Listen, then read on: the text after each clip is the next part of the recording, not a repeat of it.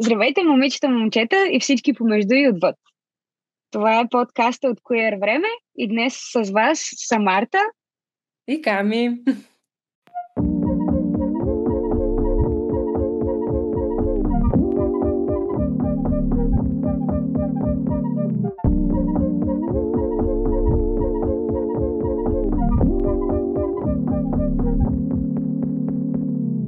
Този епизод на гости ни е Мила, която е една от съоснователките на Действие, една от най-видимите ЛГБТ организации в България, за която най-вероятно сте чували доста, която е била доста различна, когато са я основавали преди вече, може би около близо. 15. Да, ако не даже и повече, Ако може не би даже това и трябва да го повече, проверим. малко сме зле с математиката. Така или иначе, доста време. Така че едно от нещата, за които си поговорим с Мила е точно началото на действие, което се надяваме, че ще ви е много любопитно. Вече сте чули в предходен епизод друга гледна точка, свързана с това важно начало. Погледа на Мила сме сигурни, че ще я допълни по много интересен начин. Също така, отвъд активизма си говорихме малко за идентичностите и лексиката за тях и как тя еволюира и как това влияе на нашето себеусещане и как се променя то с времето, когато натрупваме тези нови думи да опишем сами себе си. Да, за мен също беше много любопитно как разговора ни преминава от тема в тема, но някакси винаги имаше една обща връзка, която се въртеше около флуидността и тази нужда всъщност на всеки от нас да има пространство да се преоткрива и какво означава това, когато израстваш в България. Да, връщаме се доста назад в миналото, макар че Мила не е толкова възрастна. Говорим доста за начина, по който сме чувствали ограниченията на заобикалящия ни свят, когато сме израствали. И всъщност нали, едно любопитно нещо, което ни обединяваше трите в разговора, че и трите сме живели в чужбина. Само аз съм се върнала в България, поне за момента, Марта. Да, поне за сега. Не за сега. Нали, имаме този опит навън и всъщност какво ни е взело, това е какво ни е дало от към начини, по които да изпитваме живота и самите себе си. И всъщност пак основна точка в разговора беше да говорим за това да си queer като поглед на света, не просто като различна сексуална ориентация или различна джендър идентичност, което на мен беше много ценно. Надявам се, че нашия разговор с Мила ще ви хареса толкова, колкото ни хареса и на нас. Приятно слушане! Здравей, Мила! Много ни е приятно, че си с нас. Благодарим, че ни прие поканата. Здравейте и аз мерси че се обърнахте към мен. Ако можеш първо да ни разкажеш, всъщност да се представиш, да кажеш на колко си години, откъде си, ако искаш, къде си в момента и с какво се занимаваш и ако искаш да ни споделиш за твоята идентичност също. Да, ами аз казвам Мила, Мила Люцканова и съм на 36. Като наскоро забравих на колко съм, защото някаква платформа ми каза, че съм на 37 и аз изпаднах в... Не се бавам паниката. Мога ли кам такива думи? Да. Добре, супер. Изпаднах в някаква... Имах лека паника атака за няколко минути, защото си казах, не, това не е възможно. Това значи, че след 3 години ще съм на 40, what the fuck. И почнах да... И накрая трябваше да гугълна, ако си роден 88 на 6 октомври, на колко години си в момента? Защото не можех да го сметна от паника. Но се оказа, че платформата лъже и аз съм все още на 36. Което понякога обича да ме успокои. Иначе съм от София, където съм си израснала и живяла цял живот. В смисъл с пътувания тук и там, задържания някъде в Мадрид или Пловдив или в някакви други градове за малко повече време, но като цяло съм си софиянче и сега от 2 години и половина живея в Берн, в Швейцария, защото се занимавам с performing arts, с сценични изкуства и Всъщност завърших надвис 2015 и после работих около 10 години като актьор. Не знам как да ви казвам тия думи. Затова на английски е много хубаво, че няма такива gender clarifications на думите. Да кажа перформър. Работих като перформър по театри много години и после ми стана скучно. И бърнаутнах и всякакви такива неща. И реших, че трябва да сменя сега или никога малко пейзажа. И дойдох до Берн да направя една магистратура Expanded Theatre, която се занимава с някакви по-експериментални, извратени, крейзи неща на сцената. И не сцена, ами пространството. Малко да разчупя театралната си догма вътре в мен, че много ми дойде да говориш чужди текстове, някой да ти казва как да ги говориш. Също някакси всичко е много gender-based, наистина, нали, драматургията нормално, в смисъл класиката, класически драматурги, дори съвременни драматурги, просто по-класическия black box, такъв театър с четвърта стена, всичко е жените са такива, мъжете са такива, малко ми стана безинтересно. Да, това звучи изключително. Да, в смисъл то е също окей, нали, то също е някаква реалност, нали, във всяко едно изкуство имаш там откъдето идва и имаш класически подход към дали е текст, музика, се тая и, нали, той си има някакви причини да е такъв, нали, изобщо не го отричам, нали, да не влизам в подробности, да кажем, че не го всичко си има право да съществува, просто мен ми беше безинтересно, иначе и ми е много добре в момента, защото за жалост трябва да кажа, че дишаш по-свободно, когато не си в България. И като артист, според мен, и като queer човек, и като човек с female body, и като не знам, някакси не ми се иска да е така, но се осъзнах, че ми е много по-спокойно и много ми даде възможност да се обърна към себе си, наистина, и като артист, и като човек. И под въпроса с идентичността, предполагам, че с днешни думи по-скоро бих казала, че съм пансексуален човек.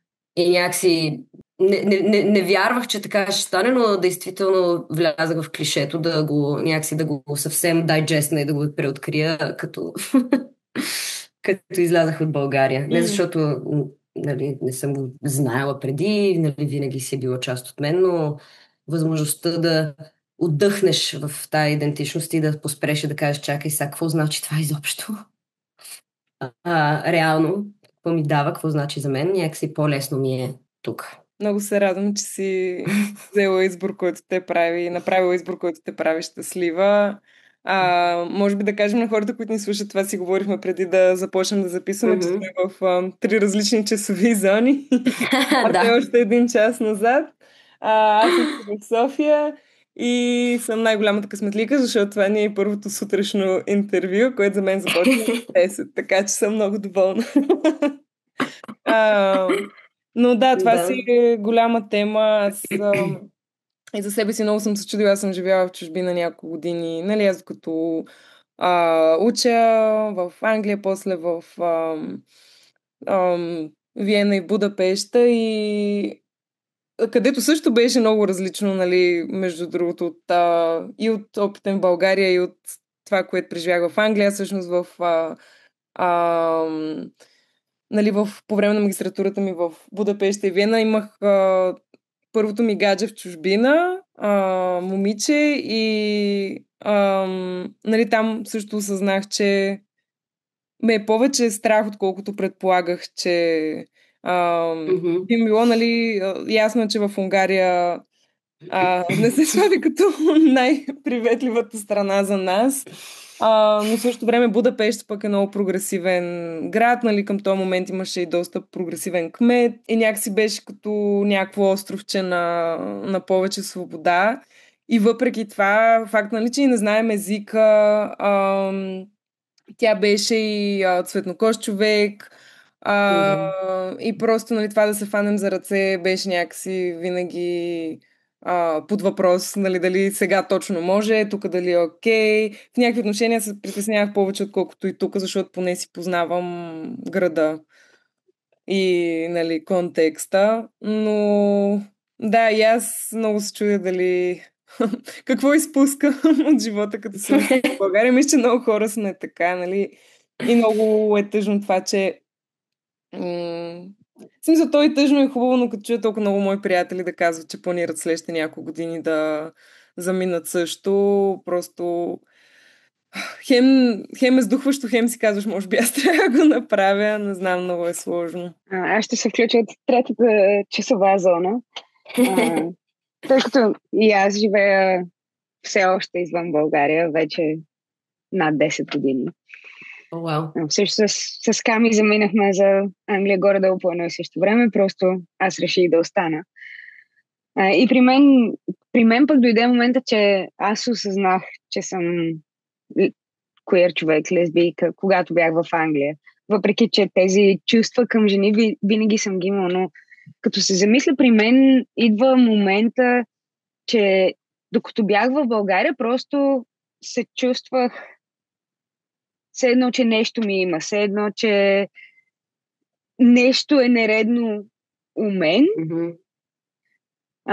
Докато когато дойдох тук и видях света по друг начин, и бях, не, чакай малко. Защото при мен го имаше и момента, че аз винаги знаех, че имам сексуална атракция към жени, но винаги си мислих, ама чакай малко, то няма как да има, нали, романтичната част. И малко наивно така, но гледайки по, нали, всичко от Дисни до всякакъв вид филми и така нататък, аз бях останала с идеята, че да, нали, аз искам жените, но в един контекст. Той другия контекст няма как да се случи. И като че ли на мен това да излезна от България просто ми даде свободата да видя, че не, няма нищо страшно и не е в те проблема. Проблема е в кутията, в която обществото те слага. И ми е интересно дали при теб е имало нещо такова с свободата малко да отвори тази кутийка, в която обществото ни слага. Ами, знаеш, то е много странно, много интересно и много парадоксално, защото аз цял живот съм си живела абсолютно някакси не криейки. Даже много хора около мене по-скоро криеха идентичност и ориентация и така нататък. Аз някакси винаги бях ребела такова, нали, няма тук ще правим, ще бъдем открити, ще ходим по улицата за ръце, още не ме интересува кой ме гледа, кой не ме гледа, някакви такива неща, нали, петлето.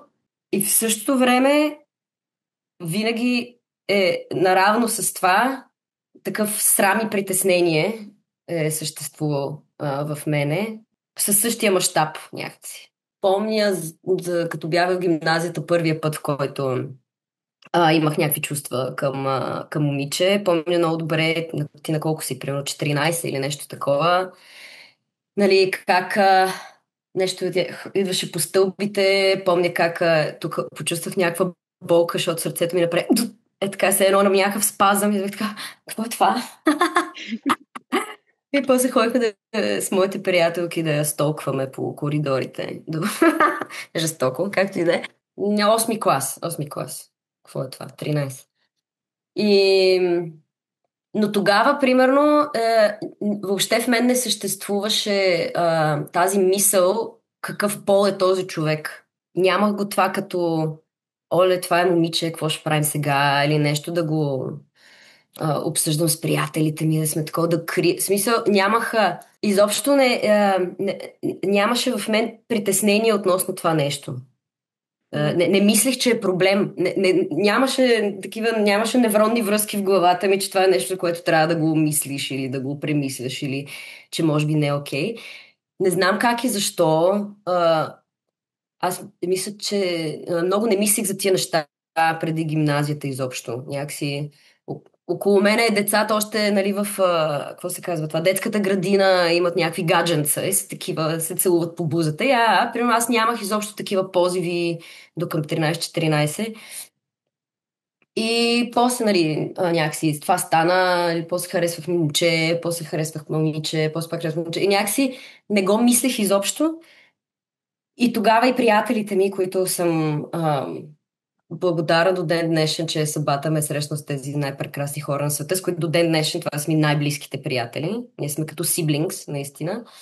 А, Тогава аз просто казах, аз много харесвам това момиче. Те бе така, кое, я дай да ходим да видим. И нямаше никакво вълнение относно пола на това същество.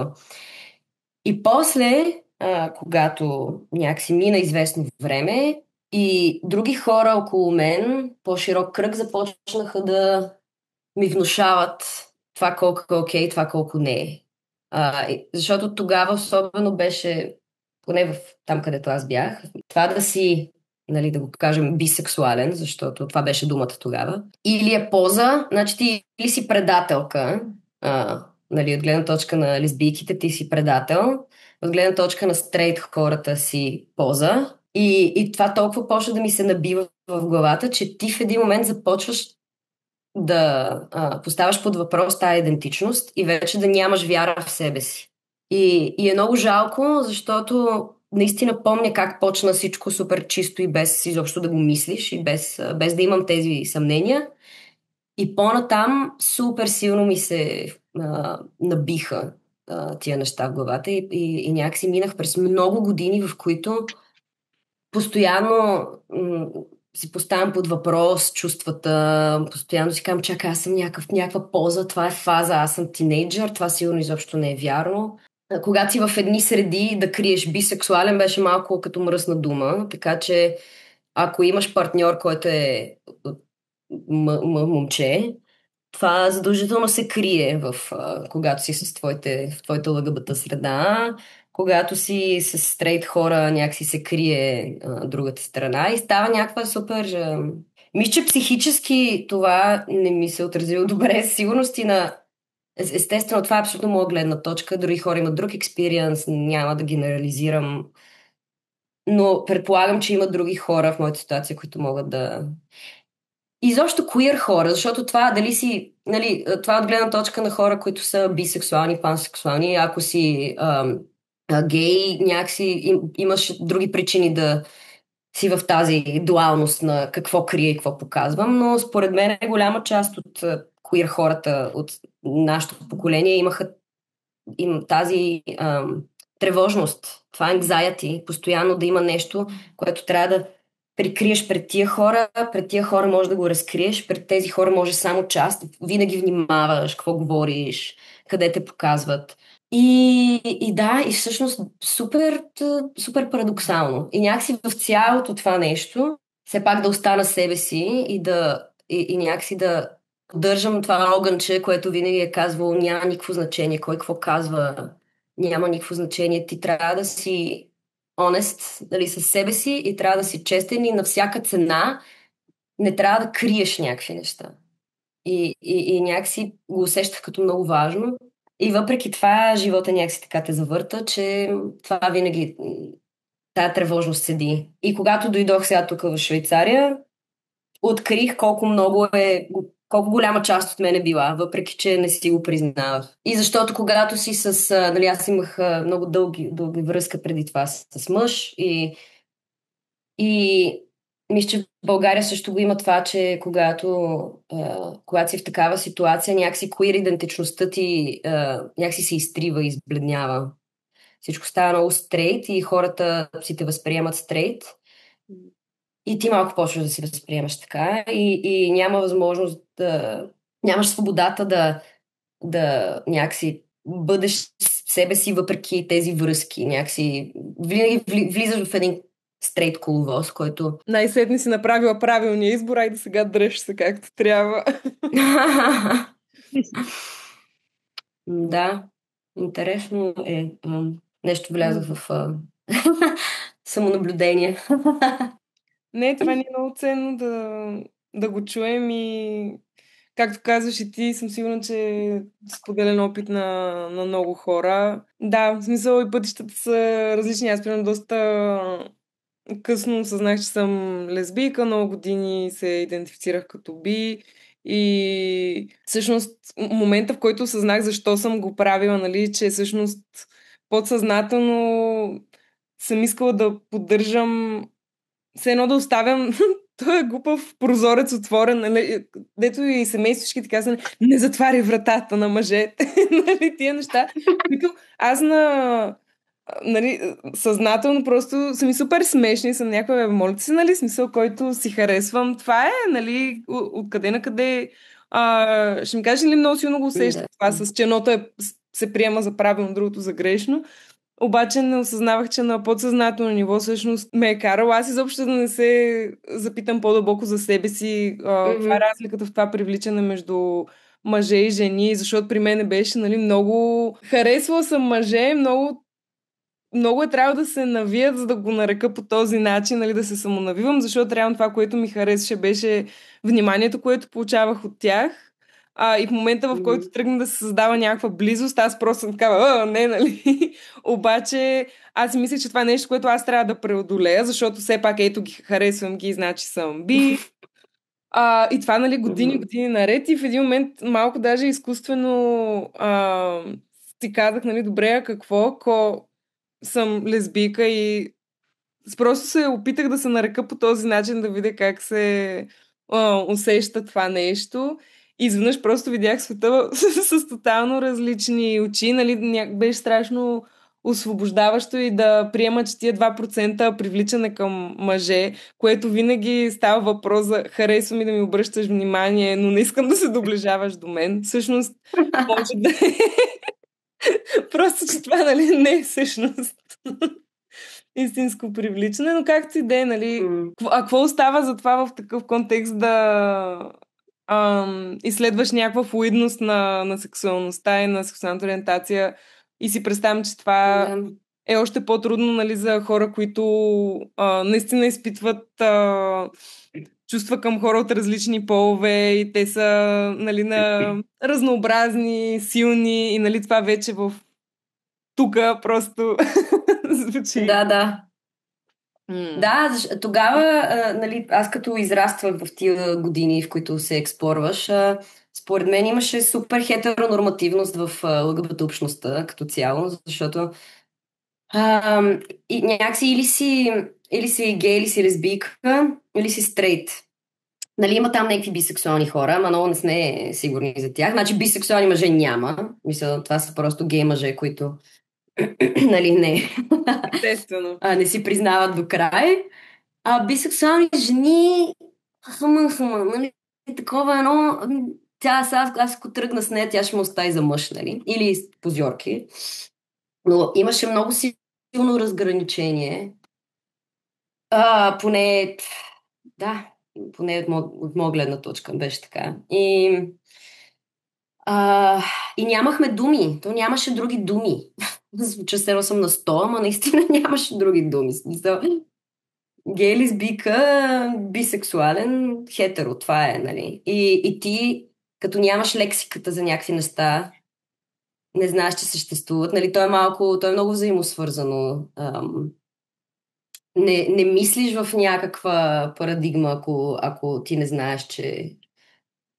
Ако нямаш думата за него, ако не си го дефинирал, ако не подозираш, че съществува. И някакси... Това също и с не само сексуална ориентация, ами, например, с изобщо отношението ти към връзките. Защото, примерно, моногамия или полиамори и така нататък. Това па хептен изобщо. И, нали, ти растеш някакво време, което друго, освен моногамия, няма. Иначе ти усещаш, че нещо не е вред.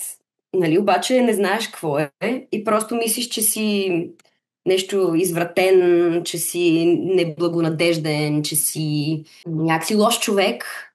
Нали, някакви хора, приятели ти казват ти просто не си срещнала правилния човек. Че когато срещаш правилния човек, няма да искаш никога никой друг. И аз така... не съм сигурна, че е вярно това. Не, просто за нас има по няколко правилни хора.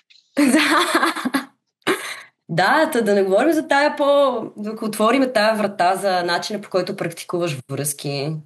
Това също тук ме някакси помогна много да си отдъхна, защото сега разбира се, аз съм в един лефт бъбъл, защото Берн е много лефт и много queer град. И е по-лесно, със сигурност много е привилегировано, защото тук па няма никой в моногамна връзка. Тук ако кажеш, че си стрейт си моногамен, просто според мен няма да се получат нещата. Но да, това също супер много ми помогна да си отдъхна. Изобщо, просто има това нещо, че много хора си мислят, че има един начин да живееш връзки и освен това има сексуалната ориентация, нещо, което е просто към кого си привлечен и това е. Някакси целият този разговор за идентичност, за дълбочината на тая идентичност липсваше също. Какво означава, нали, това, че си гей или пан или каквото и да е, то не е просто с кой спиш и някакси към кого имаш чувства. Има една наистина дълбочина на тая идентичност, която е много по-богата от това. И това разгръщане ние нямахме, според мен, възможността да го знаем и да го изживеем тогава, защото нямаше думи за това, наистина. И сега, нали, изобщо не искам да звучи се едно, не, тук се слагам на пиедестал нещо Запада и така нататък. Насякъде е булшит, насякъде има расисти, хомофоби и всякакви такива хора. Но е хубаво да попаднеш в среда, където и да е, в която може да осъзнаеш тази дълбочина и да разбереш какво означава да си queer изобщо. Някакси какво означава. Че няма едно нещо, което да означава това, че си queer. Че е начин на усещане към света. Верно, много се разговорих. Но това е мисля, че е много интересно. Това цялото нещо с примерно пансексуалността или полиаморията. Това са неща, които да кажем, че аз съм усещала цял живот, не просто като, че те са част от едно цялостно възприемане на света. На света като изтъкан от възможности, изтъкан от опции, изтъкан от противоречия, които вървят заедно. Изтъкан от това, което ние наричаме противоречие, но всъщност противоречие има целият този диапазон между едното и другото и всъщност това са неща, които вървят заедно, а не са вътре в нас, не се бият, не са неща, които трябва да предпоставят конфликт. Светът е някакси изплетен от всички тия нишки и ти принадлежиш на всички тия нишки и те принадлежат на теб. И според мен това е богатството на това усещане за queer идентичност. Че виждаш просто начинът, по който виждаш света, поне за мен в моят случай, виждаш света във всичките му опции, някакси във всичките му възможности и цветове. И тази пълнота на преживяването ми липсваше много преди и сега се научавам да я интегрирам.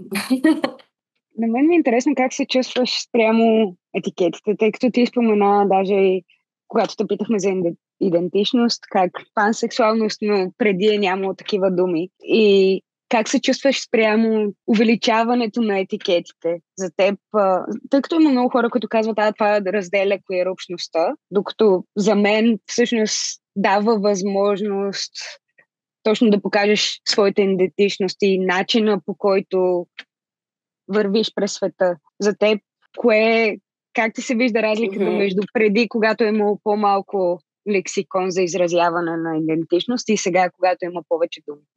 Знаете ли Алок, the comedian? Да. И аз съм бумър. Как на български дем, как говорим на български? С те. Okay. Да. Те имаха част от един стендъп, в който обясняха, обвиняват ни, че постоянно we're inventing new words. I'm sorry to bring it to you, but all words are invented. Крайна сметка. И със сигурност, според мен е супер, че в смисъл езика винаги се е развива. Езика е нещо живо. Той развива мисълта и мисълта се развива с него и на мен ми липсваха тия думи. Аз като бях малко по-млада, така че според мен е супер, че в момента имаш възможност за език. Имаш много различни начини, по които може да се наречеш. Предполагам, иначе не съм сигурна затова с дефинициите, може би, ако си окей да приемеш флуидността на всичко в този свят, включително и на езика, тогава е окей. Мисля, че проблема идва, когато почнем да се караме за тия думи, когато почнем да ги изпълняваме, ние да сме функции на тях, а не някакси те на нас и те да ни служат. По-скоро почваме да служим ние на етикетите и да се мразим или да се обиждаме един друг или да не се разбираме заради това. Иначе, не знам, то винаги е някъде, винаги е в този баланс истината, според мен, който ние никога не достигаме. И преди, ако почти нямаше думи и беше ужасно, и отиваме в един момент, в който има много, и това според мен е супер, защото наистина имаш свобода да се намериш и да се търсиш и да... Обаче после отиваме в някаква друга крайност, в която почваме наистина да им служим и почваме да си създаваме конфликти заради тия думи, така че някъде по средата е за мен цялото нещо. Мила, ти казваш, че първото момиче, което си харесва, не си мислила за това цялото какъв пол е, но имаш ли някакъв спомен за първия видимо queer човек, който си срещнала, било то в живия живот или по телевизията, в не знам, някое списание? Да. Ето е много класически случай. Една моя приятелка, като дали бяхме деца, някъде пети клас се запознахме. Тя сега, ако ще го слуша, това много добре знае за какво става въпрос. Но ние станахме много близки, първи приятелки тогава. И тя винаги беше с много къса коса и супер огромни дрехи, но на баща си дрехите носеше или какво. И аз бях супер fascinated. Такова, разбира се, сега си давам сметка за някакви неща. Тогава просто бях вау, искам да съм като нея. И къста коса, дрехите, свираше на китара, разбира се, най-големият пич. И и бяхме много близки. И аз винаги супер много искам да приличам на нея. И после след години почнах да разбирам защо и как и какво значи това изобщо. В живия живот това беше. Тази среща със сигурност ми я повлиява много. Иначе в някаква популярна култура, значи Пинк, ние с нея тогава слушахме Пинк постоянно в петицата трамвай накрая от училище до вкъщи с Локмана и Пинк до дупка и беше сега като гледам този лексикон, дето ми дадохте, това ми дойде първо да напиша по принцип queer икона, коя е, защото звучи сигурно, но може би звучи детински, ама наистина Пинк беше много дълги години за мен такъв пример.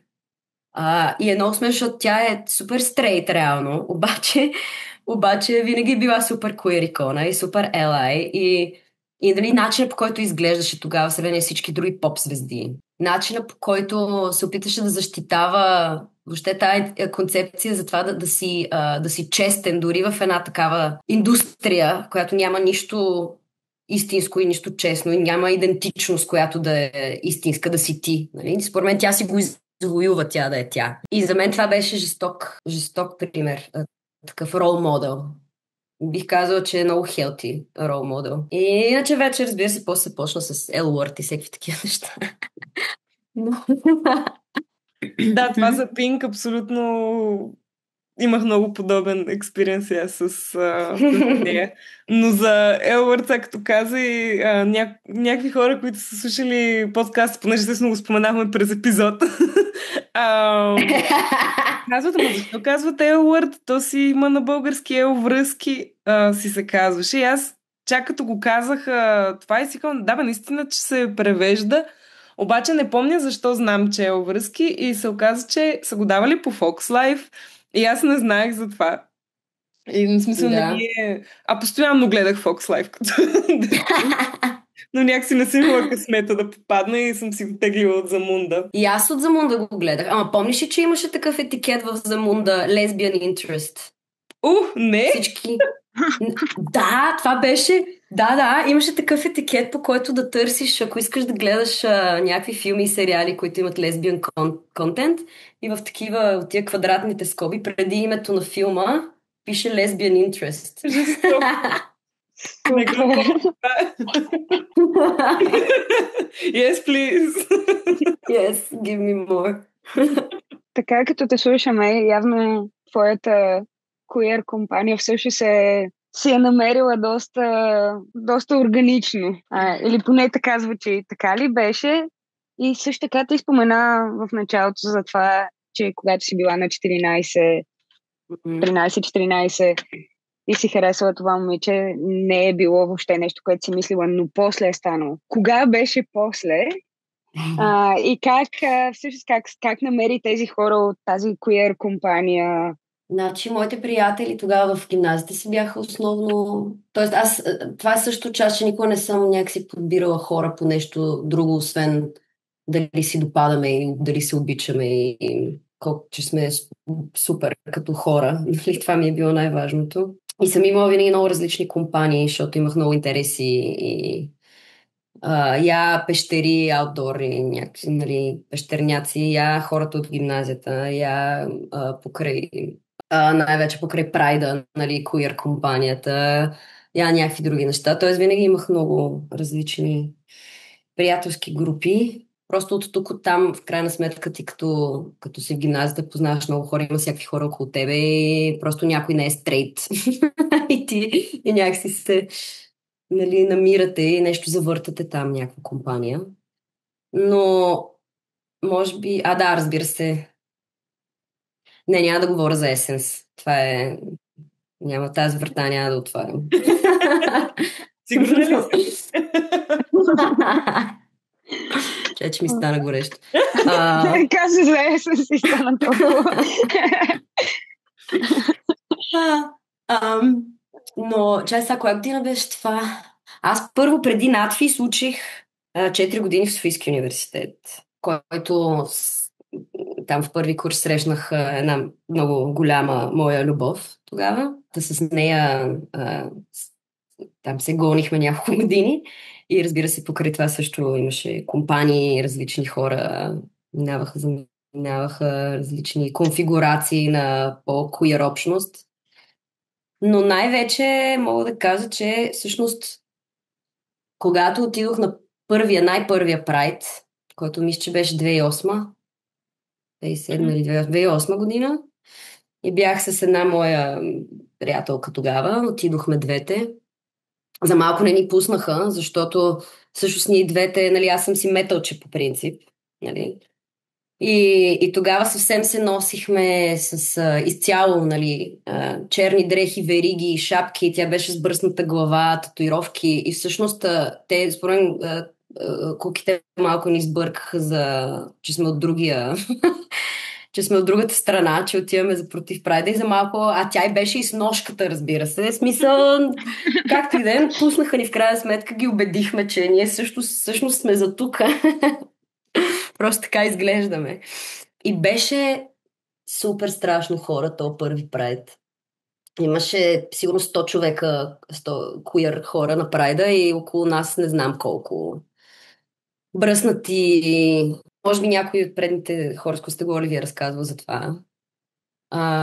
Но беше много страшно, защото ти не искаш и много да се виждаш, нали, хем си там, защото искаш да си там, хем повечето хора не искаха много да им се виждат лицата, но той пълно с журналисти и имаше едно голямо рейнбоу знаме, което общото покриваше почти всички хора от Прайда и ти гледаш малко да се криеш под него, за да те няма навсякъде после. И около тебе от всякъде по улиците вървят паралелно такива фашаги, бръснати. Почнаха да хвърлят молотовки по нас в един момент. Нали, помня коктейлите молотов разбити пред нас, пред знамето и цялата, нали, улицата как гори.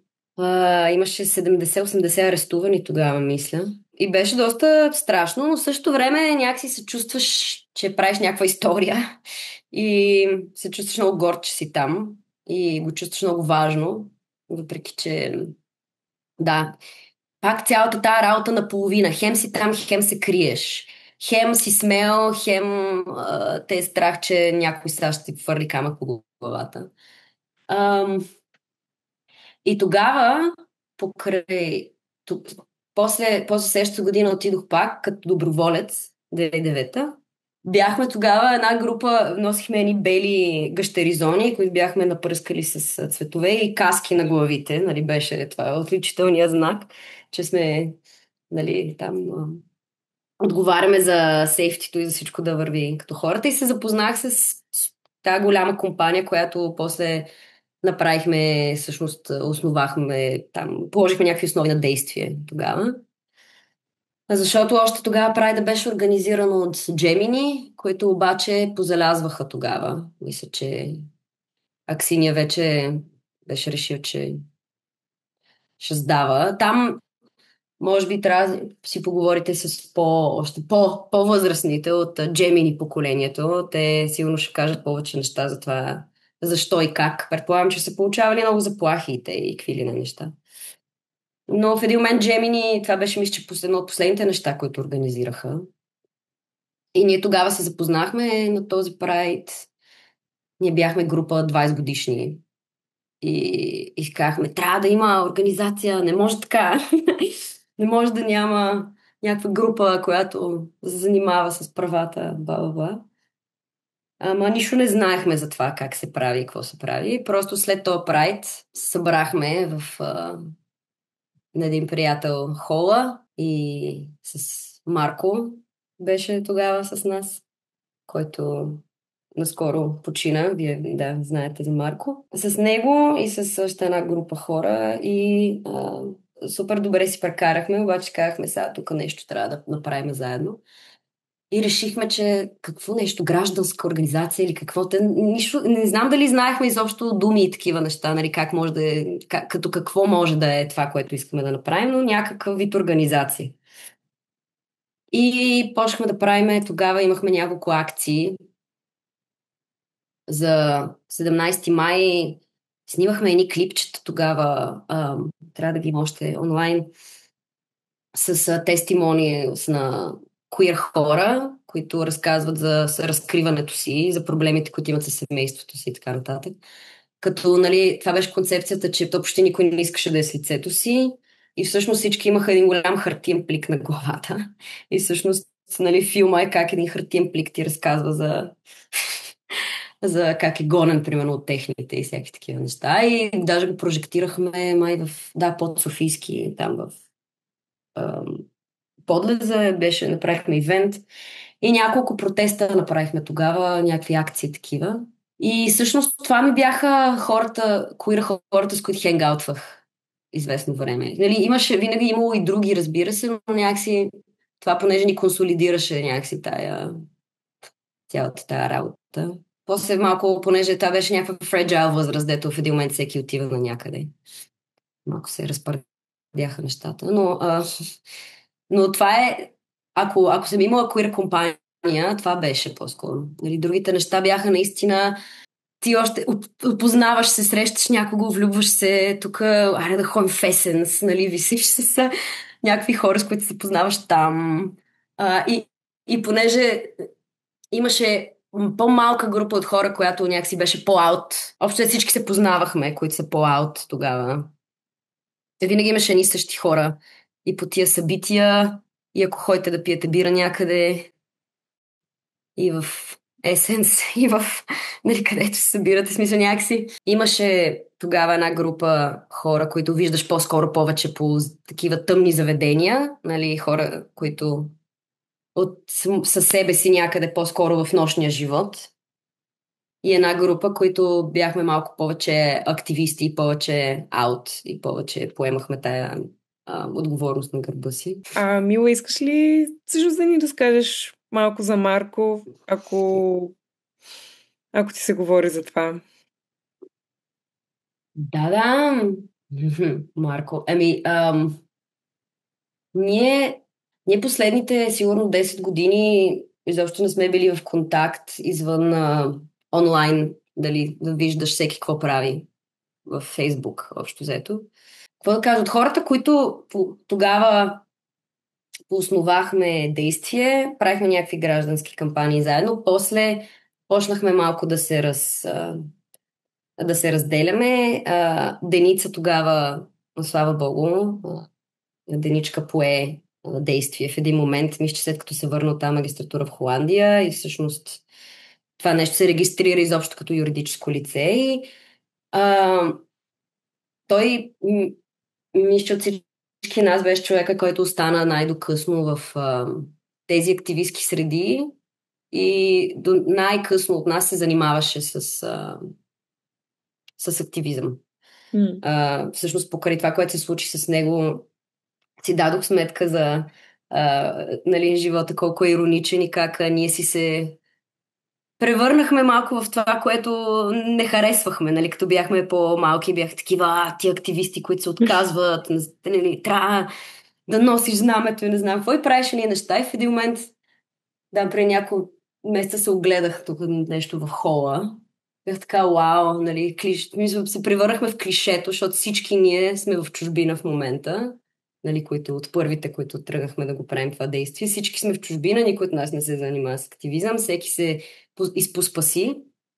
И наистина добре, че беше Деница да го вдигне и по-нататък екипа. И изобщо не искам да спекулирам с чувствата на Марко, защото, както казах, аз 10 години не сме били в някакъв контакт, но според мен това усещане да се бориш за тази идентичност и да останеш до край, доколкото можеш в активизма и после да си тръгнеш накрая, в крайна сметка да се изнесеш и да отидеш да намериш някакъв по-добър живот уж някъде, но това винаги да седи в теб като усещане за неприемане или за къде си бил, откъде си тръгнал, е доста горчиво. Може да бъде много горчиво, наистина.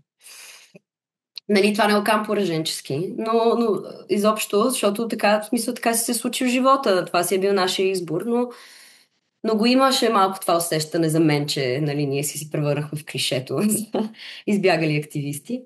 Но Марко беше човека, който държа най-дълго. И той, благодарение на него е Филмфеста.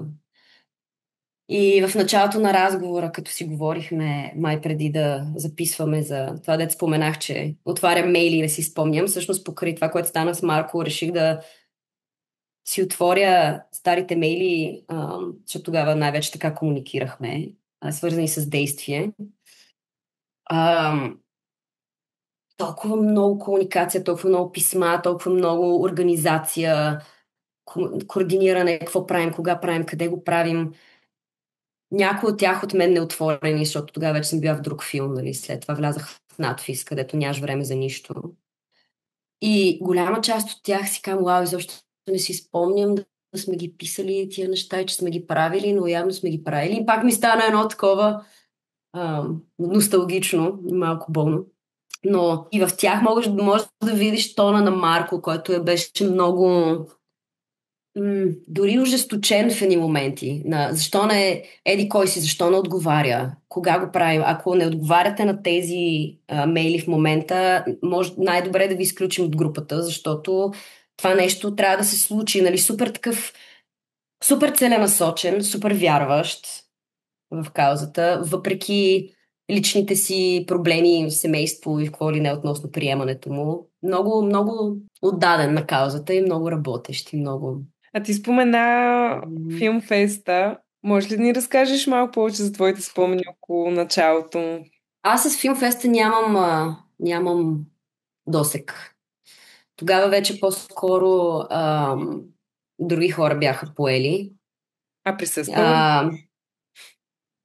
Да, разбира се, на някакви на прожекции, на откривания, да. Ама не мога да ти кажа, наистина нямам спомени за това. Имам по-скоро спомените ни са свързани с тия първи акции, които правихме.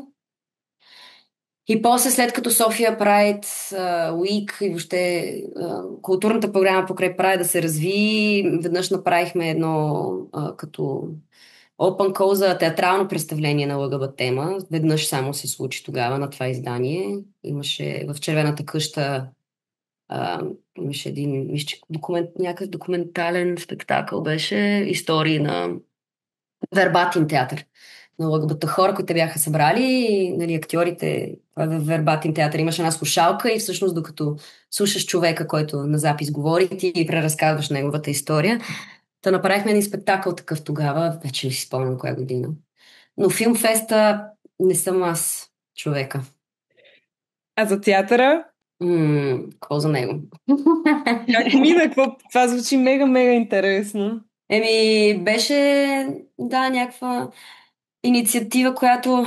Защото аз винаги, откакто спрях да се занимавам с активизъм активно, изпитвам вина, че спрях да го правя.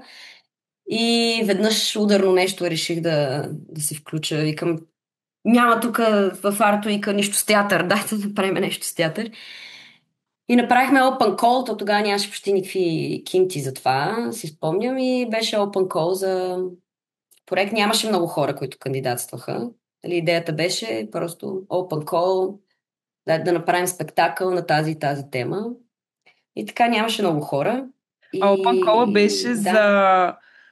за едно за актьори или смисъл, хора, които да влизат в роли или и също да участват в развиването на идеята?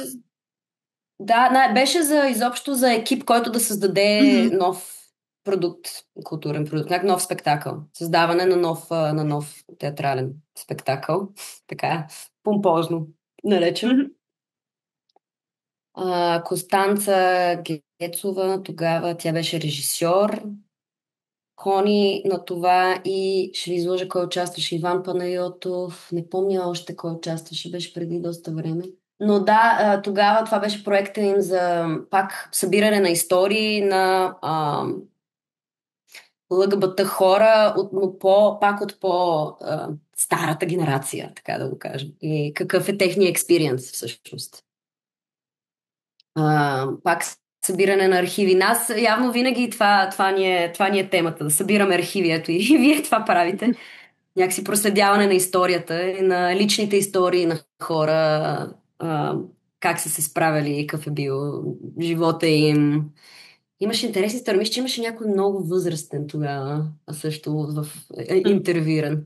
И всъщност, да, това беше идеята, че после тези текстове, този екип работи над текстовете, има ги на запис, нали, създава се някакъв вид, има, разбира се, мизансцени, има някакъв код на общуване между актьорите и така нататък, но главното в този вид вербатим театър е това, че ти разбира се, знаеш историята много добре, но наживо имаш слушалка, слушаш този монолог, който, нали, сте едитнали преди това, сте го, нали, направили на consistent, нали, монолог, и всъщност го разказваш, докато го слушаш, го изговаряш също.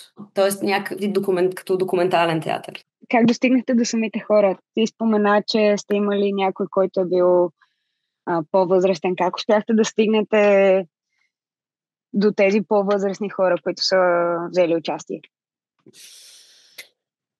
Не знам. Аз бях само организатор. Значи моята роля беше това нещо да го организирам, да се случи този open call, да организираме място и така нататък. И всъщност да разгледаме апликейшените и да изберем един от тези апликейшени. И т.е. вече този екип дойде с тази идея и те си достигнаха до хората. Мисля, че беше от уста на уста, такова, наистина. Разбира се, голяма част от тях бяха и хората, които, пак ти казвам, ние всички винаги сме били в един кръг.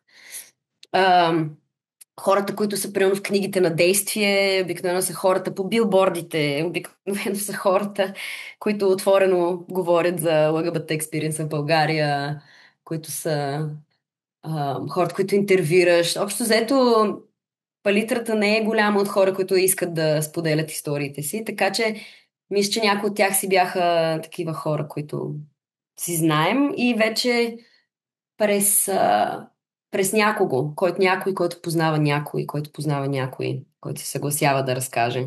Аз ще върна на една тема, за която ти каза, че няма да говориш, но аз все пак ще ме подпитам дали... така.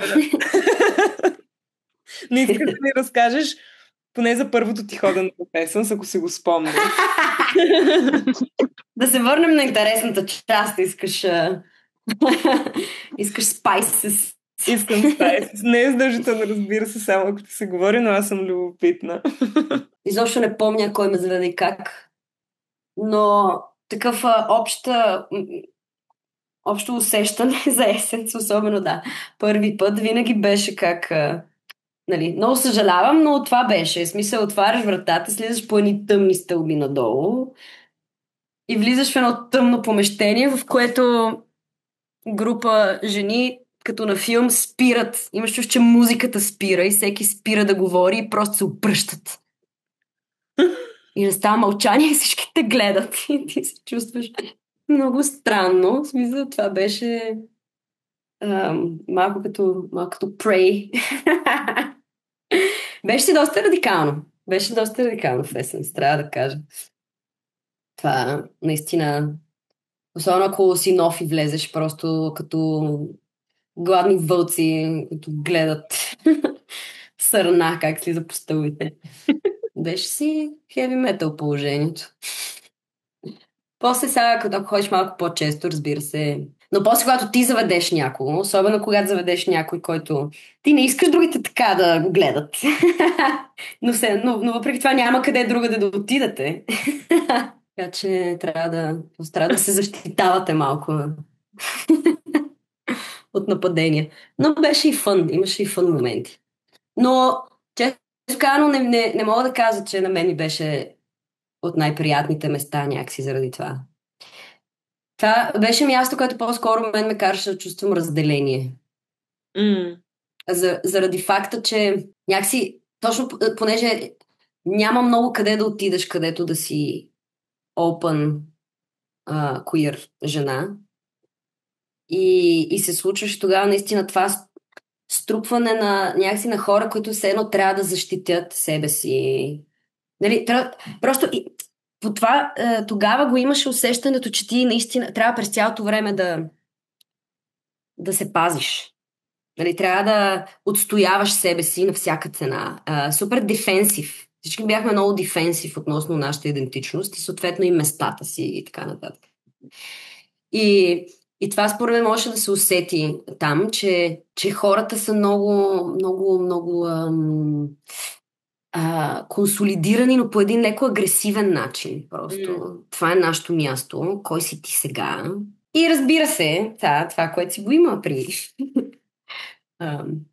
лесбийките и бисексуалните жени, леко като са всички.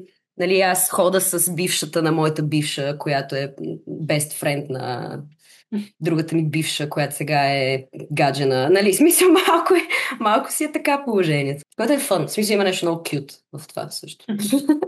Но мисля, че тогава просто имаше повече агресия особено при queer жените. Имаше някаква агресия, която се усещаше и в Essence. И също така по-рано спомена, че в Essence са били най-вече хората, които са били по-открити, а другите са ходили по по-тъмните места. Мисля, че така се изрази, доколкото помня. Кои бяха местата, на които, ако знаеш въобще, на които хората, които са queer, но не толкова отворено queer, имаше ли места, които бяха за тази група хора? Или просто са си ходили по кварталните места без да показват това, че са queer? То, може би аз не се изразих правилно. Мисля, че просто Essence беше място, на което може да срещнеш и хора, които са по-open, защото да, пак казвам, защото там ходиш, няма къде другаде. Хем беше дарк място, където отиваш анонимно. Тоест, спомен за queer жените, това беше основното място, така че там просто имаше според мен и от двата вида хора. А с други места, въобще не знам дали е имало. Имаше за гей мъже места, доколкото знам. Веднъж попаднахме на едно много странно място около площад Македония. Такива места, които не знаеш, че са такива, по-скоро. Просто някъде е отворено и влизаш за бира и изведнъж разбираш, че всичко е в едни неони, всичко е... Да. Предполагам, че не мога да говоря за... Нали, защото тогава си беше много разделено. Наистина имаше един микст клъб, който отвори вече след някакви прайдове. Даже забравих как се казва, мале, да.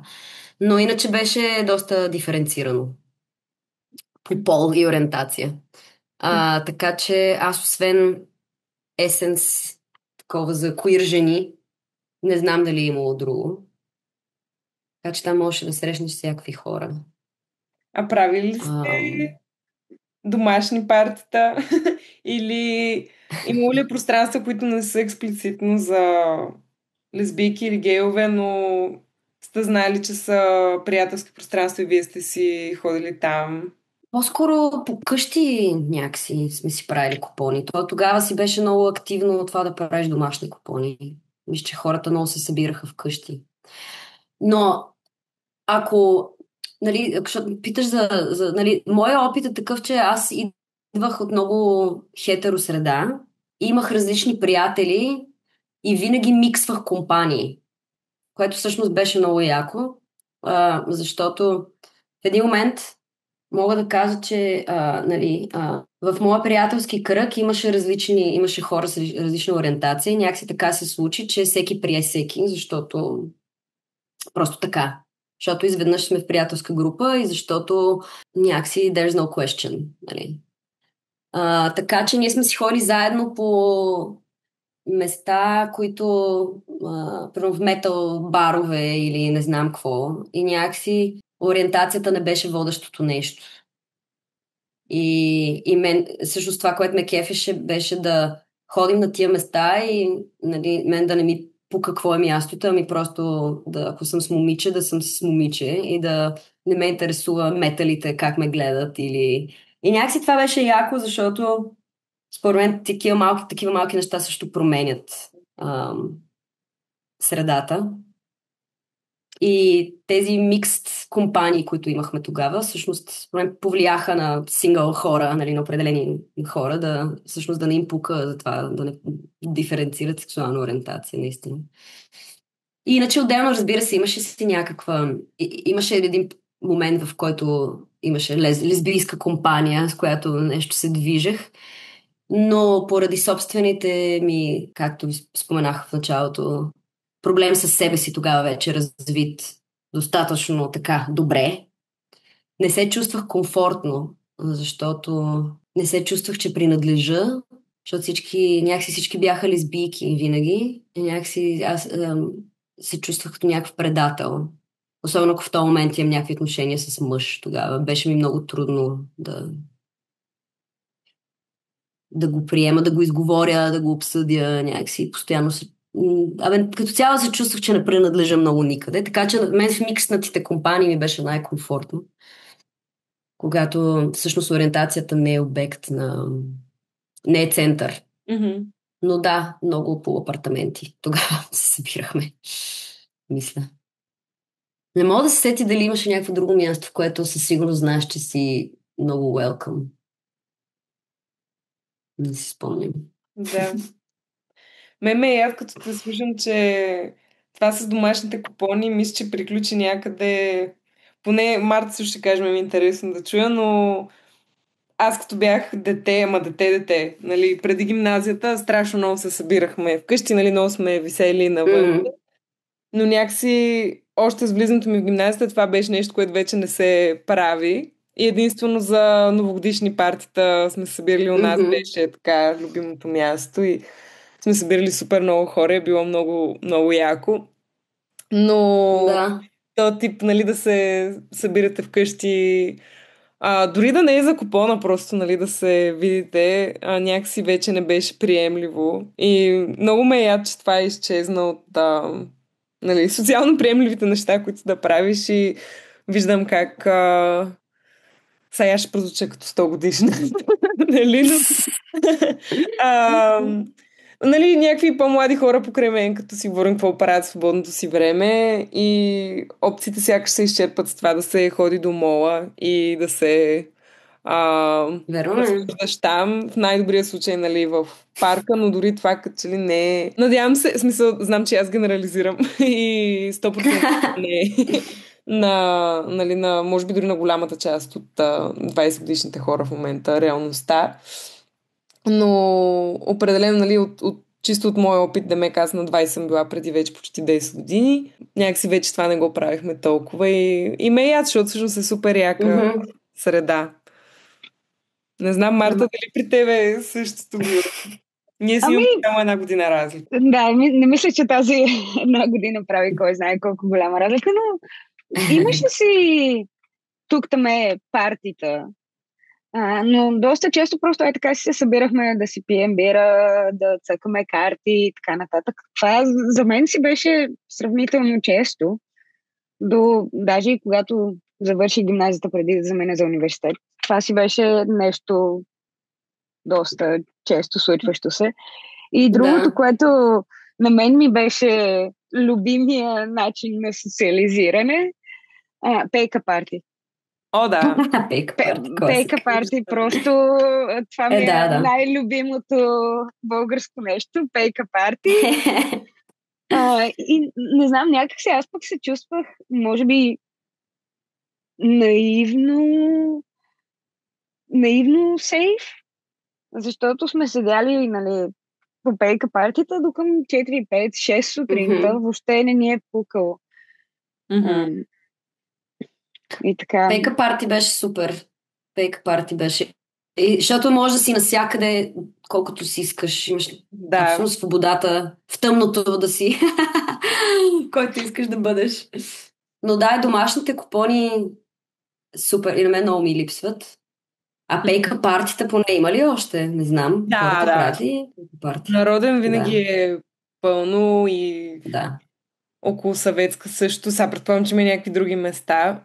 Съветска ми се струва по-празна, както махнаха паметника и то естествено беше затворено страшно много време, което няма как да не е повлияло на тая култура около това събиране около паметника. И мен страшно ме яд за това. Защото някакси тая част на въпроса около паметника въобще не беше поставена на масата. Може би най-важната, защото това му е съвременният живот. Но има си, хората си излизат и това наистина. Не знам, аз като живях в Англия бях супер шокирана. В началото, нали, после се променят нещата, намираш си приятели, обаче в началото, като видях колко я няма тая нагласа просто да висите заедно и нали, да не правите нищо целенасочено, което е толкова важна част, според мен, това как си прекараш свободното време. Бях просто се поизплаших направо. Какво ме чака? И цялата тази свобода някакси която това нещо предпоставя. Нали, някаква свобода на общуване. Това усещане, че все пак града е твое място. Тия улици са твоите улици. Тия градинки са твоите. Нали, reclaiming your space някакси. Защото тук също е много, бих казала, че в това отношение хората са доста дръпнати. Някакси тези места, които се водят публични места, разбира се, все пак е Швейцария. Всичко е много полайт и подредено и така нататък. И разбира се, че няма тази вакханалия на пейка партитата. Но и от много места, примерно, някакво място, което е до реката и е голяма поляна, на която хора с принцип правят пикник и така нататък. Като стане 10 и идват някакви куки и почват, вече е 10. Не може тук да седите. Такива неща, и си казвам, боже, някакво loosen up. Но имаме привилегията на усещането за свобода, дори то да е лъжливо на Балканите, нещо, което е много ценно и със сигурност много липсва, когато си някъде другаде. Тук в Англия даже ги заключват парковете, но не в 10, тъй като сме в Англия. Нали, сега лятно, когато става тъмно към 11, ги заключват към 9, зимата понякога и към 5 ги заключват. И е много забавно, когато си по средата на парка и те го заключат от всякъде. Особено ако си с колело. Страхотно. Как се измъкваш от ситуацията? Как се измъкваш? Катериш и някой те вижда как си на метър и половина над земята с едно колело и се опитваш да го преметнеш и някой просто непознат идва да ти помогне. Иначе няма как. Вау! Случва ми се на Поне идва да няколко ти пъти. помогне. Да.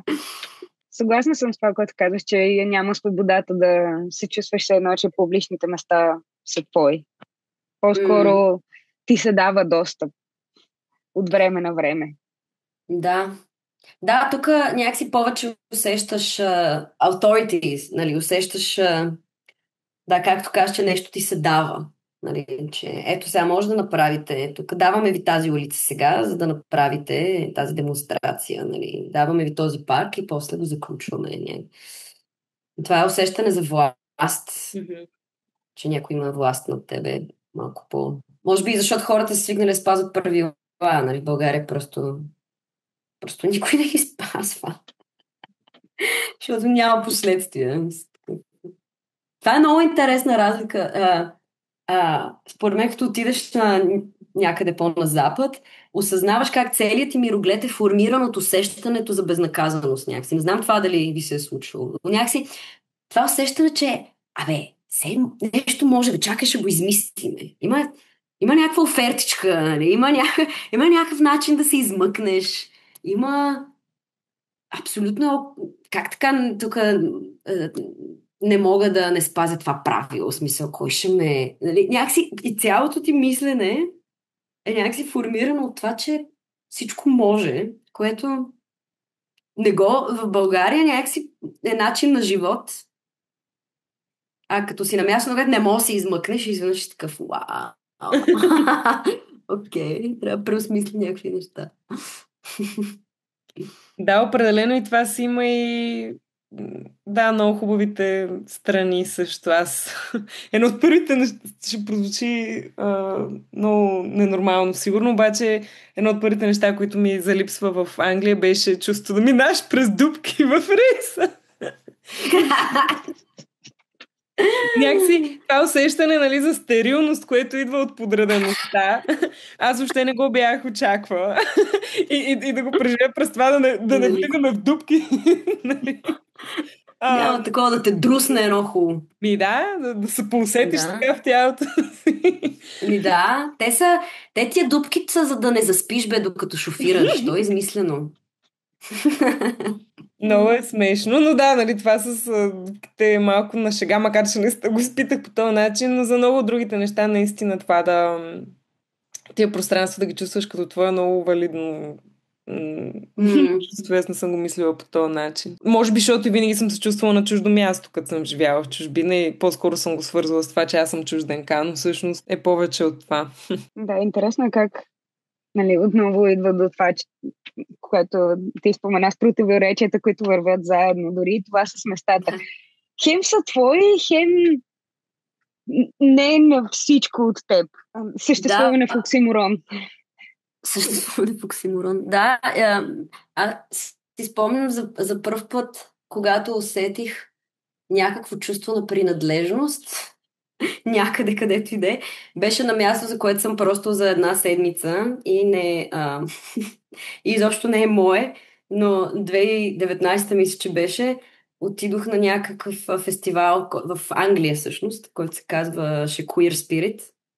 И покрай една приятелка на един приятел разбрах за този фестивал.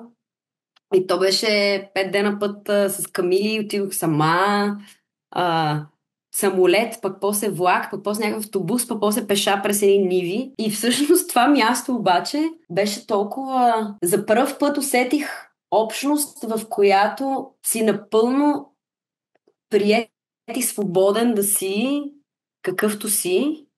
И това пространство, което ти е осигурено за тази седмица, тези ливади с тези палатки и така нататък, всъщност хората, които създават този фестивал, така предпоставят всичко, че ти няма значение дали си queer, дали си, нали, какъв queer си, дали си стрейт и просто си дошъл. Някакси това място е за всички. Нали, това казвам по отношение на идентичността, нали, свързвам го преди с въпросите за място и какви места е имало и че никъде не съм се усещала сено да има място за мен. и също и публичните пространства и всъщност тази връзка между едно публично пространство, как през отношението и през любовта, звучи много хипи, но наистина през любовта към хората и общността може да го направиш твое собствено. И когато говорим за идентичност, за мен това беше много голямо просветление някакси, че всъщност можеш да се чувстваш вкъщи, навсякъде. Просто ако около теб има хора, които искрено обаче ти подават ръка и ти казват, хей, каквото си, даже няма значение, никой не те пита, просто те вгледа в очите, казват ти здравей, welcome, това сме ние тук за тази седмица. И стига да има консент и стига да не застрашаваш никого с нищо, това е твоят дом и ние сме тук заедно. И звучи супер хипи, и разбира се, това беше и доста хипи, но беше queer хипи, което беше супер яко. И някакси то ти изтрива ти вината.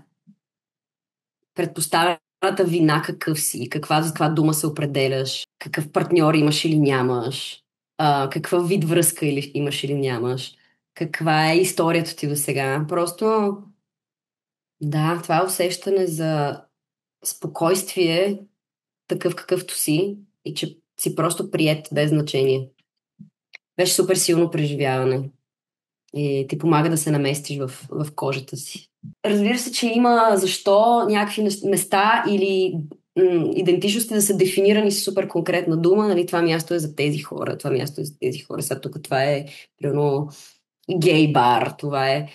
И в същото време имам чувство, че супер много има нужда от... Затова съм се чувства, може би, най-добре в пространствата, в които просто е отворено за всички. И всички сме супер окей.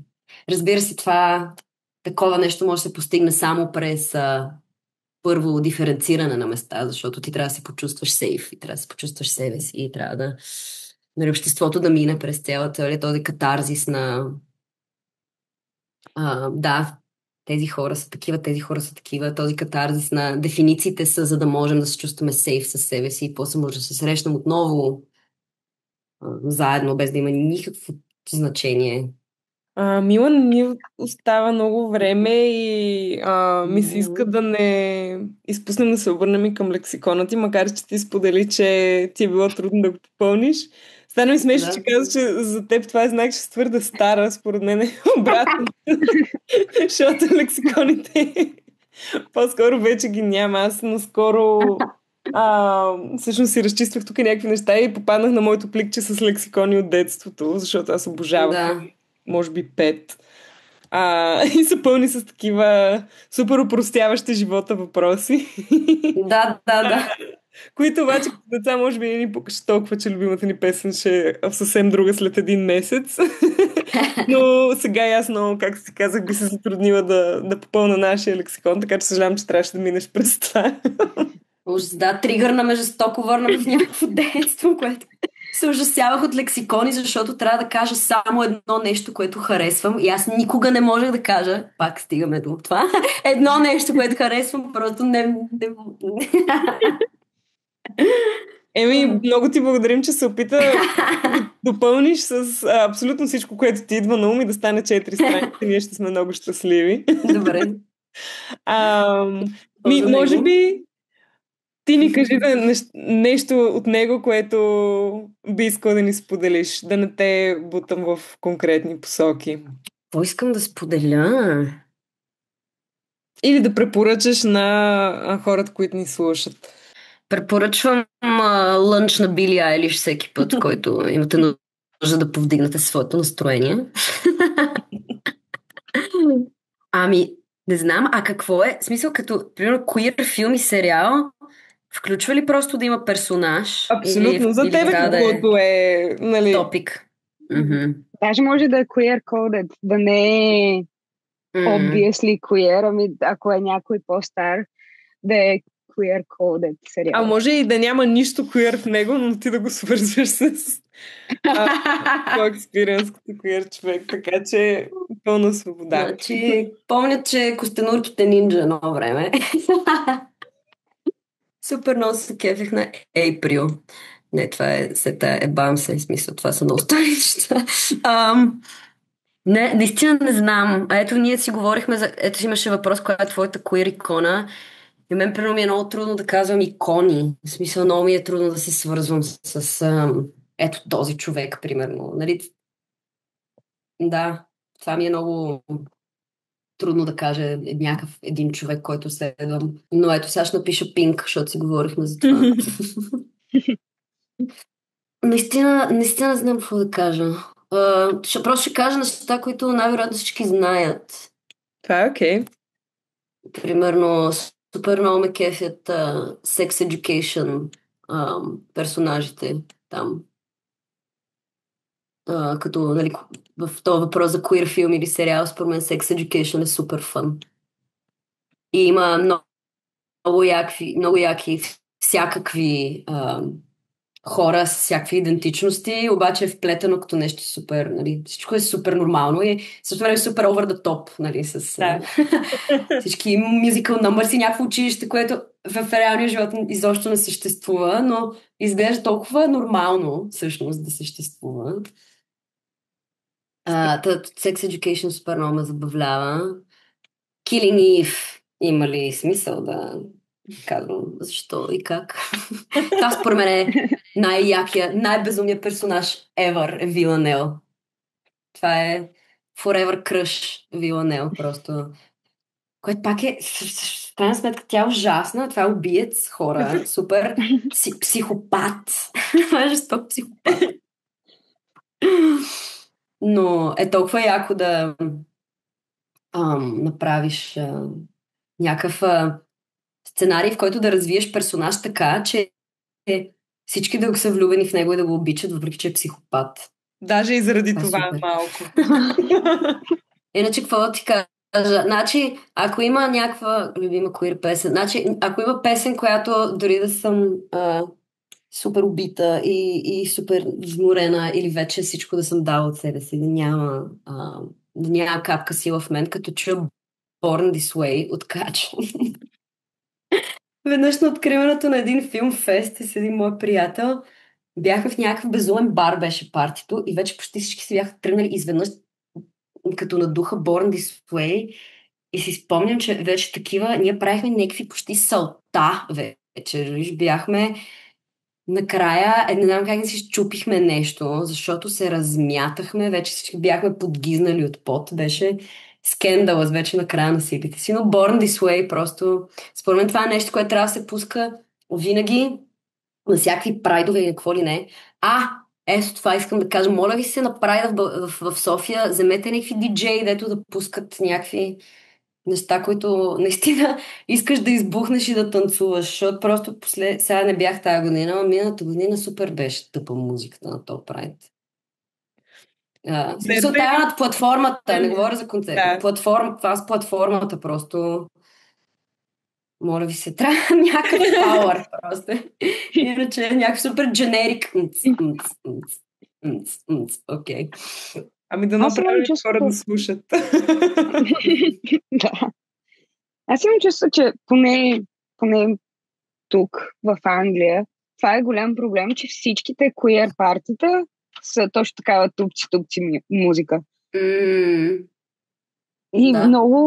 Много трудно можеш да си намериш, примерно, флинта парти, което е с музика, на която можеш да танцуваш, ако не харесваш тупци. Да. Давай, Марта, направи го. Направи го къде? Тук ли? Айде в София. Навсякъде. Да. Мисля, че в Лондон ще е доста по-лесно да намериш пространства, които да са навити. Макар, че и тук не сме, нали, когато сме се опитали, не сме удрили на камък, което е яко. Сега не е ли по-добре, бе? В смисъл, не е ли по-добре от към пространства, да знам, някаква будност на общността също. Има, според мен, супер много повече млади хора, които са open и някакси да знам, много по-живо ми се струва отпреди. И напук на всичките възражданици и всякакви глупости, които се правят в публичното пространство. Това е, според мен, е поредното противоречие, с което трябва да кажем, че има по много и от двете смисъл. Аз се върнах вече за постоянно 2020, нали, покрай COVID.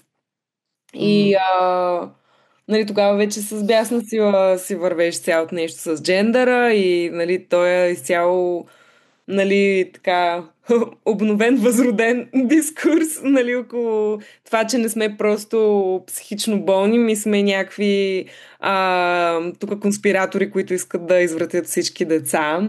Пая традиционните ценности, което нали, е вече някакво ново ниво на конспирация, което не страдаме само ние, но нали, си има ефекти. Аз примерно не мога да кажа, че съм забелязала повече аут двойки в последните години, откакто беше 2015 и аз бях с първата си приятелка по улиците и на нас по някаква причина изобщо не ни пукаше и се... Наистина въобще не сме се крили и между другото и никой не ни е правил проблем, което мисля, че е било в голяма степен повече късмет, отколкото някаква коренно различна среда, защото нали, от нея знам от бившата им приятелка, че със следващата и приятелка, с която бяха година по-късно, всъщност нон-стоп са ги закачали и постоянно са им и са ги заплашвали, са им предлагали да се прибират вкъщи, защото естествено, че искат да правят тройка с мъж, как би могло да бъде иначе. И нали, какво ли още не. Но със сигурност има много повече млади аут queer хора, нали, което е много яко и просто ги виждаш навън и просто са окей да са видими. Да. Което и ти си го забелязва преди да тръгнеш. Мисля, аз това не го... Да, в смисъл не е последните 2 години със сигурност. Не знам, в смисъл ние в момента като търсим пространство за събития, винаги ми е едно такова, сега как ще ми реагират, нали, като кажа с какво се занимаваме. Имало е, нали, случаи, в които ни казват, да, може да се направите събитието, ама не ни тагвайте, нали, да не изглежда се едно пространството подкрепя това, което правим. За извън София, предполагам, нали, не само предполагам да чувам от хора в различни... И тук е много различно от град до град, 100%, но за някакви конкретни градове, нали, съм чула, че им е страшно трудно и не искат да ги хостват, което пък вчера не вчера, онзи ден, като записахме интервюто с Ивелина, стана ясно, че в Пловдив преди 10-15 години всъщност никой не е отказвал и всички са били такива. Ми да, добре, айде, нека го направим. Смисъл, звучи яко. Супер интересно е това, да. Много странно. Ма Пловдив е някакъв странен град в това отношение. Някакси винаги е някакво средище на различни култури и това явно някакси се отразява на всички нива, не знам. Да, определено. Но има все повече колективи, все повече хора, които искат да правят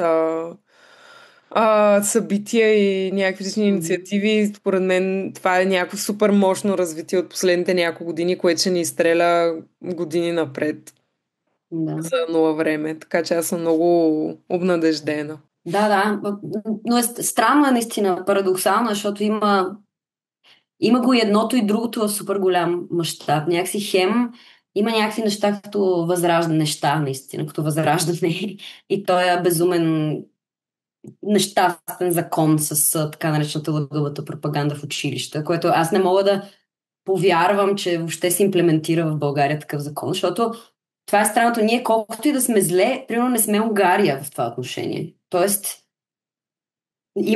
при нас винаги е имало някакъв проблем с ЛГБТ темите на ниво общество, но също време нямаме този опит с забрана, примерно, забрана на прайд, забрана на нали, пак други хора могат повече да говорят за това, но примерно полицията на прайда, още от първия прайд, винаги супер много ни е пазила. Независимо колко, разбира се, в началото винаги е имало полицаи, които те обсъждат и нали, за тях си фрик шоу и така нататък. В смисъл, винаги е имало някаква... винаги сме били пазени по прайдове. Още в началото, когато имаше супер много нацита, които искаха да нападат. Тоест да кажем, полицията като цяло, като орган, винаги откликвала, въпреки че имаш винаги индивидуални и някакви идиоти. Нали. Но не е като нали, едно време, като примерно охраните по някакви барове бяха батки и те примерно си пускаха наците вътре в баровете, за да бият хора. Нали. Не говоря за ЛГБТ барове, по-скоро примерно ако си пънк или метал или И нали, ние ходихме по такива места и в един момент пускат вътре скинчетата и става мазал. Нали, това го нямаше. Някакси хем има някаква протекция, хем... Да, много е странно.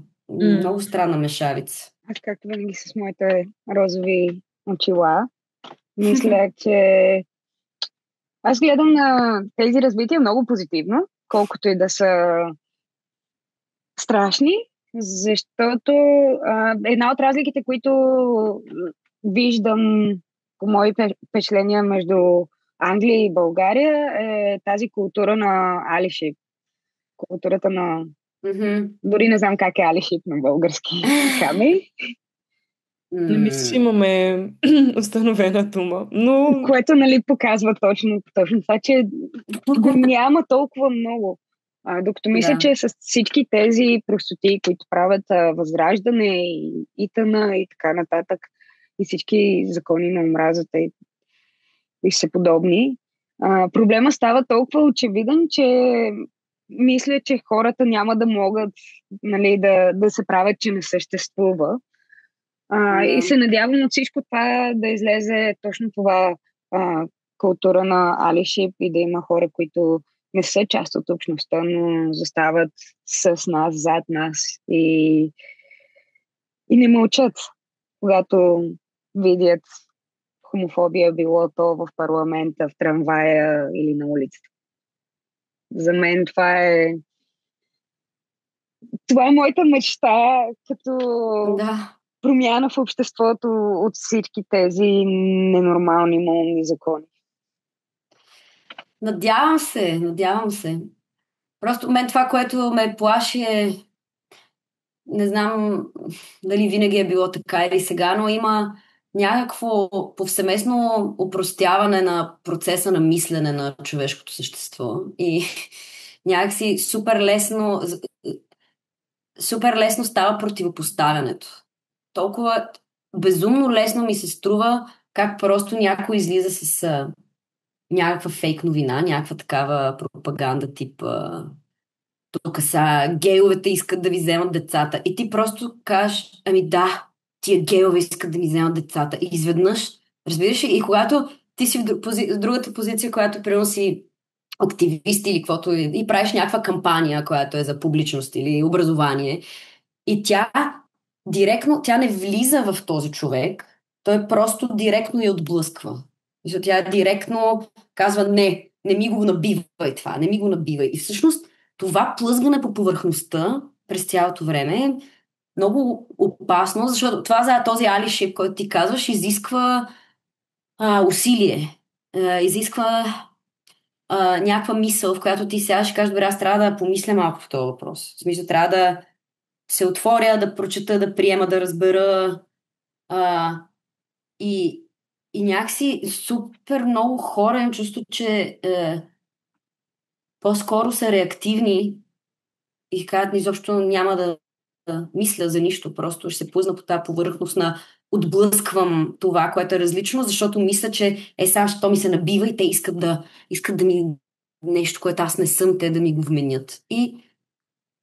И става просто някаква приори такъв конфликт неразрешим, защото едните викат от едната страна, другите викат на другата страна. И много често няма диалог. Така че се надявам да има начин, по който да се случва това. Според мен най-важното нещо е личния контакт и преживяване. Аз съм видяла моето така близките ми, как в началото са ми реагирали по този начин, обаче с времето, нали, като разбраха, че съм, нали, първо, че съм човек като всички останали и второ, че това е една страшно нюансирана тема и въобще не е то декор, който се слага от крайно десните и някакви фашизирани такива субекти. Всъщност започва да им става много по-лесно да приемат, нали, това, което за тях е толкова различно. И аз лично живея с представата, че огромната част от обществото няма някакви силни мнения и по-скоро стои в някаква готовност да се изгради мнение в зависимост от това, нали, кой ги апрочне, кой се доближи и направи някакво усилие.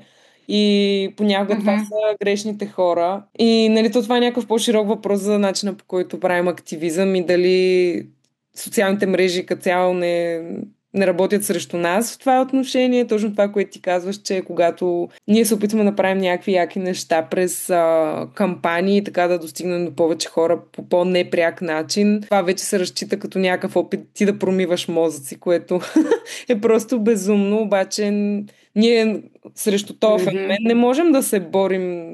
Де да знам, може и да може всъщност. Но със сигурност, когато отидеш и говориш с някой и му кажеш, добре да е твоя братовчет, примерно е гей, нали? Наистина ли смяташ, че и да се проведе и целият този разговор с ма той не е като другите. Не са минали толкова много години, откакто се случва това нещо, нали, той е по-нов начин на Да. говорене и повечето хора според мен си спомнят, че времената преди това да не се е набивало в мозъците. Да, да, Просто си мисля за този смисъл. супер вдъхновяващ пример от Унгария, където успяха да отменят референдум. Просто през разговори, М, буквално се събраха някакви стотици души от общността и Да, отидоха по площадите във всякакви населени места и почнаха да си говорят с хората и се случи. да, това е вау, наистина. Но не знам доколко зависи от това обществото, колко е предразположено за това. Нали, не искам да звучи, че едно свалям розовите очила, нали, не го казвам, извинявай. Просто си мисля за сложността на също географското положение и политическия бекграунд и социалния бекграунд и кой през кой е минал и да, предполагам, че аз винаги съм вярвала, че личен пример и образование са нещата, които реално могат да променят. И затова активизма е нещо много трики, защото няма как да не го правиш. Естествено, че ще го правиш. Но той може да отблъсне точно толкова хора, колкото и може да приюти някакси. Няма, защото по някакъв начин активизъм винаги има агресия в него, нали? Има лозунг, има това не трябва, това трябва. И разбира се, че в смисъл, it's our right. Това е абсолютно нашето гражданско право, протести, активизъм и всичко, но абсолютно виждам как той също така може да отблъсква. Но да, това е някакъв такъв кръг, в който няма просто... смисъл, то М. просто е така, нали? Но няма как да не го правиш, разбира се, но то трябва да върви с някакви други също ефективни промени.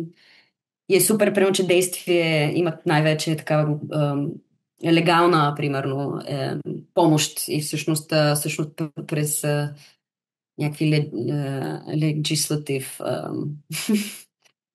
акции и променят средата. Защото това е, примерно, супер реална промяна.